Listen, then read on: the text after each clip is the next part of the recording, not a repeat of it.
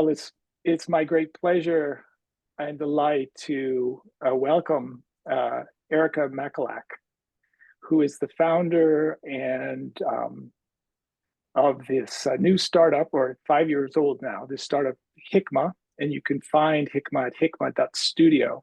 Mhm. And she just published this wonderful new book from Rutgers University Press called Hustles for Humanists: Build a Business with Purpose. She's a medievalist with a Ph.D. in English Lit from Notre Dame. She had received her master's from the University of Oxford and her bachelor's from the University of Pennsylvania. So very, very happy that we have this chance to talk today. And one of the statements on her website that caught my attention, perfect, it is appropriate for our talk today, is that Erica has made a career out of asking good questions. So I hope I'm up to the task of asking her good questions. So welcome, Erica. Thank you so much, Tim. It's a pleasure to be here, and I can't think of a better place than Humanities Watch to get to talk about my book. Really appreciate Oh, it. thank you. Thank you very much. So tell us about, I guess, the origin story, right? How did Hikma come about? How did you get engaged in this wonderful entrepreneurial adventure? Mm-hmm. Um, yeah, absolutely. Maybe I'll start with the word hikmah, Mm, Hikma. It's Arabic for wisdom. And the idea behind mm, hikmah is back in the Islamic Golden Age, there's this myth that there was this place called Beit al-Hikmah, the House of Wisdom, and that this was the place where all of the inventors, the calligraphers and the theologians and people inventing toothbrushes, medicine, all this stuff were coming together and doing innovation in one place. But of course, we know that that's not how innovation happens. It's all relationship based. You test ideas in mm, context and figure out where the needs are and work together with people in different sectors. And that's how things really happen. That's how we get this rigorous technical knowledge into the hands of people who can do good with it. And so my whole career now is about figuring out how to take this really rigorous, evidence based research and methodology that we need and getting it into the hands of the right people to inform decision making and to create better products and tools. And that's what we do at Hikma by working with mm, scholars who are trying to achieve just that. But the way that I got there was, as you said, I'm a medievalist. So I started my career in the academy. And then as a grad student, I was focusing on Arabic influences on Middle English Lit and all of the different ways that ideas travel and get translated and get morphed by context before they become these, pristine edited texts that we see. mm, And about halfway through my PhD, a couple things happened. One was that I just started feeling a little bit isolated in the academy. I felt like the work that I was doing was crossing a lot of different sectors. And I was really lucky to be at the Notre Dame Medieval Institute because mm, it's so rich and interdisciplinary.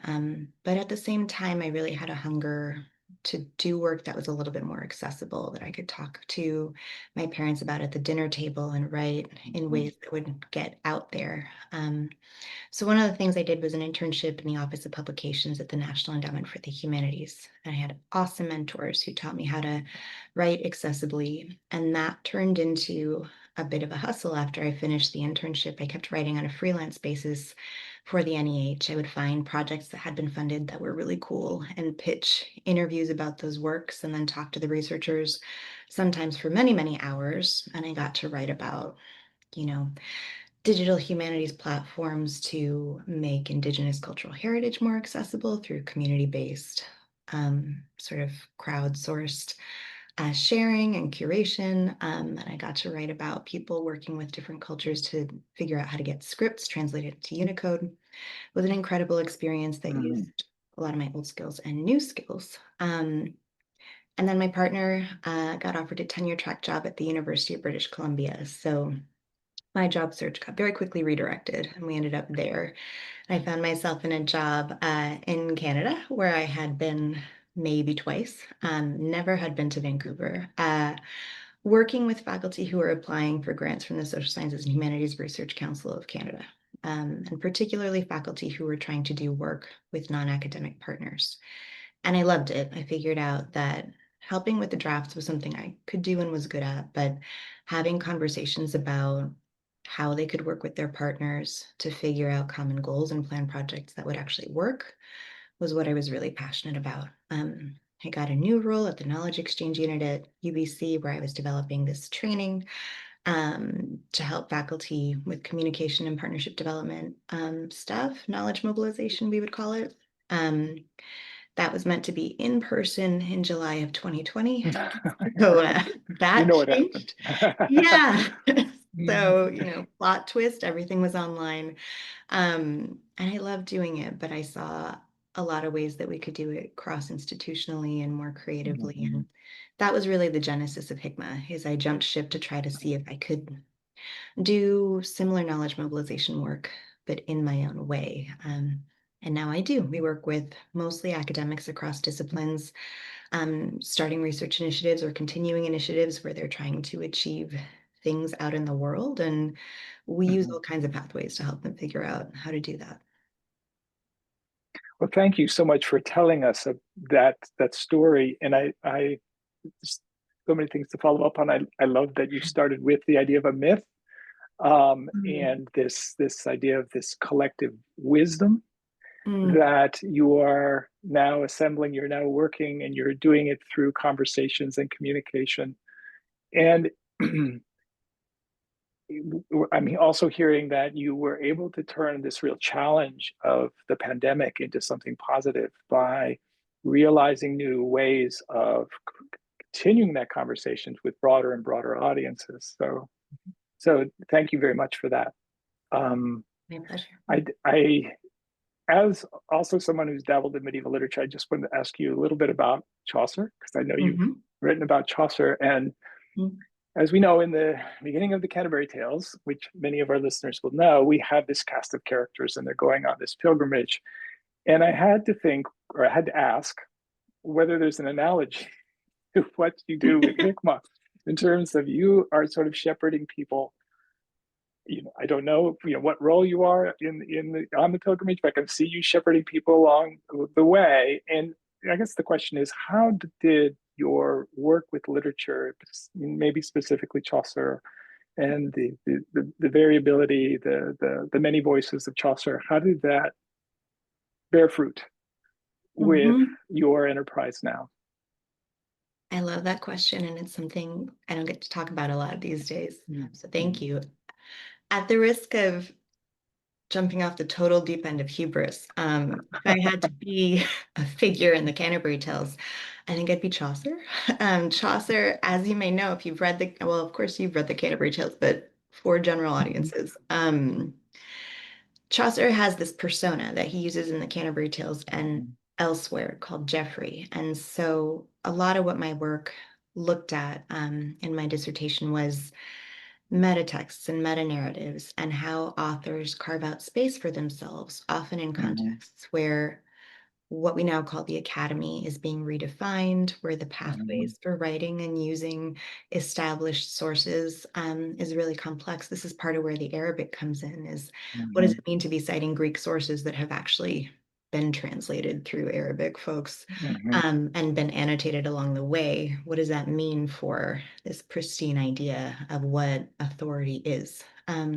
So Chaucer walks that line quite explicitly and in really playful ways in the Canterbury Tales, Mm-hmm. where he's Chaucer, the author, operating in the real world, thinking about how his book is going to get circulated and what it's going to Mm-hmm. be, and not knowing all of the futures that his book is going to see. I mean, of course, Chaucer was probably not picturing the Riverside Chaucer as he was writing. And a Right. lot of the work to make him sort of the poet laureate of England came after he died. So Right. there's Chaucer the person, and then there's this protagonist that he's inventing as he goes, who is this facilitator of all of these stories, but is also thinking about difference and synthesis and how to bring those voices together to craft something that's really beautiful. Thank you. Yeah, and what I was occurred to me as I was listening to you is one of the tenets that you advocate in your book to humanities scholars is embrace risk. Mm. And so you embraced risk by starting Hikmah. You talked about how Chaucer was embracing risk by composing this work, not knowing the future. So on a more general level, what have you talk about this in your book? Could you talk to us a little bit about it? What skills, capacities or sensibilities do people in the humanities, scholars in the humanities or humanists as you call them, what do they bring to the business world, Hmm. right, from the humanities? I think we bring so much. Mm-hmm. I mean, I talk in the book about how at a National Humanities Conference, I think it was the 2020 conference, Mm-hmm. Lonnie Bunch gave an opening talk with Genetical. Lonnie Bunch being Mm-hmm. the founding director of the National Museum of African American History and Culture. And he said this thing, loosely quoting, that the value of the humanities is not even the content that we give, it's our ability to thrive in ambiguity. And Right. that thriving in ambiguity takes a lot of different pieces. It's the ability to make Mm-hmm. iterative decisions as new feedback comes in. Put an ethical lens on your work, but also think about storytelling and narrative framing and how to ask questions that enable us to gather the information that we need to make decisions, but also how to find those patterns and those points where different viewpoints intersect so that we can find Mm-hmm. creative solutions. I think that's a Mm-hmm. big part of what we do. And I've written about this in different ways. I've got an Mm-hmm. op-ed in Inside Higher Ed that talks about skills like project management and storytelling and all of the things that, for instance, writing and bringing a dissertation to life involves that we don't think of as the skills. When you write a 300-page dissertation, Right. you're building consensus between a lot of people with very different opinions and levels of authority, and you're planning a project that takes years and executing it. You're doing all kinds of stuff that's really valuable. And of course, your specific skills depend on the nature of your work. But do you mind if I just quote a piece with some stats that I think? Please. No, I was going to ask you for an example. That's perfect from the book. Absolutely. Okay, Yeah. great. It also gives me a chance to show off the beautiful cover of Hustle for Yes. Humanists. Yes. With the artwork, Um, great artwork too. The great artwork, which was, by the way, designed by our first creative director, Sophia Van Hees, who also happens to be a PhD in cognitive neuroscience. Just a little note about, so all the creators of the book have really interesting backstories. Okay, so here's what I write. Humanists' comfort with ambiguity, it turns out, is also an asset in the business world. In a survey led by the Harvard Business School professor Linda A. Hill, 1,500 executives identified the following as, quote, the leadership traits most critical to success in digital transformation. So there's adaptability, 71%, curiosity, Mhm. 48%, creativity, 47%, and comfort with ambiguity, 43%. Um, so there are a lot of frameworks out there that can help us think about how to apply those skills. We've got the UN Sustainable Development Mhm. Goals, Mhm. the frameworks for corporations, all these things. But I see a lot of opportunity in the private sector to level up the ways we think about relationships and communication and governance. And I think there's a lot of demand for what humanists bring to the table if we can figure out how to translate those skills. Thank you.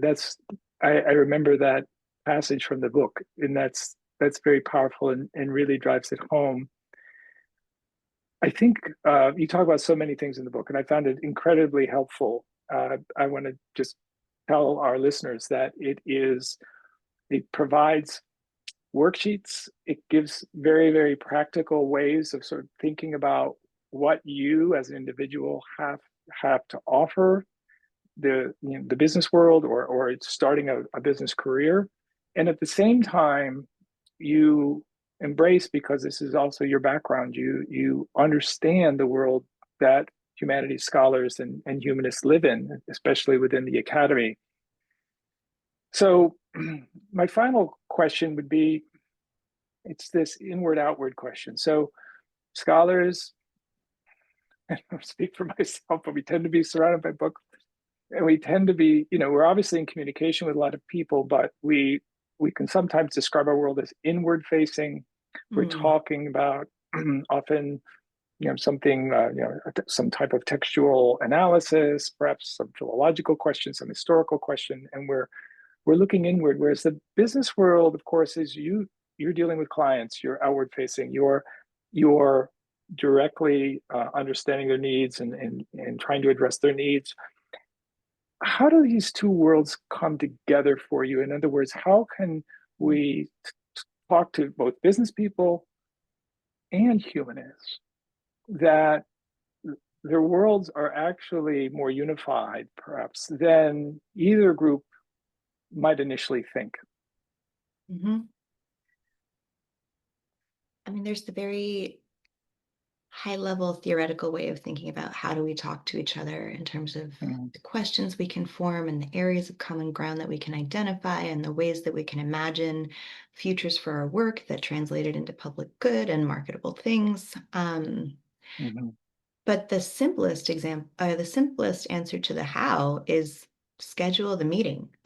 Doing the talking is more important than Mm-hmm. finding the perfect ways to have the conversation because you won't know all of the information that you need to know until you get in the room with someone who has different experience and a different perspective and understand their perspective, their goals, their timelines, so that you can figure out where your priorities align and where there are opportunities to collaborate. And then I've always found with the many scholars I've worked with, no matter the discipline, that once you have that common goal and an understanding of when you need to seize an opportunity in order to be able to take advantage of it, could be a grant deadline, could be an Mm-hmm. exhibit schedule, whatever it is. Once you have some practical parameters, you sort of create the frame to do all kinds of creative work to do the implementation and planning. Thank you. That's very helpful because again, I'm going back to some of the themes in your book about embracing risk and taking the first step, knowing your worth, knowing your value proposition. You guide us along the way to trying to determine those things, and just having the conversation and not thinking that you need to have any conclusive answers when you enter into a conversation. That's right. It's really the done is better than perfect mantra that we hear so Mm, often in the right, academy. Sometimes you just right. need to get your ideas out there, and it's only by getting feedback that you can actually create things that are relevant and useful and really dynamic. And honestly, being in the business sector, being outside of the academy where I'm working with clients and I'm, fielding questions and giving answers and getting answers every day, one of the most rewarding pieces of it is that the rate at which I receive and respond to feedback is so much faster than it was when I was a graduate student. You spend Mm-hmm. many, many months working on a chapter and then you send it into the ether and sort of wait many, many months to hear back. And, And so it goes. the timelines are different, but Yeah, yeah. I'll send an email today proposing to a client that we work on something a certain way, and they will say, yeah, that's a great idea. Or actually, all of this new context has come up. Can we creatively problem solve to do it differently? And I'll Mm-hmm. say, Mm-hmm. oh, yeah, let's come up with a better solution. And then that project will be done in a month. And, learning that way, building relationships that way is incredibly rewarding and gets stuff done much faster. Well, I thank you very much for these answers. I can see, I can hear, I think we all can hear from your answers why you're so successful. And you're giving us that energy and that enthusiasm to think more clearly about the way we all can be entrepreneurs and the way the business world can make use of the talents that humanists have. So thanks again, Erica. And I wish you all the best, obviously, with your studio and also with your book. Thank you so much, Tim, and thank you again for the opportunity. This has been really, really wonderful. Pleasure to meet you. Likewise.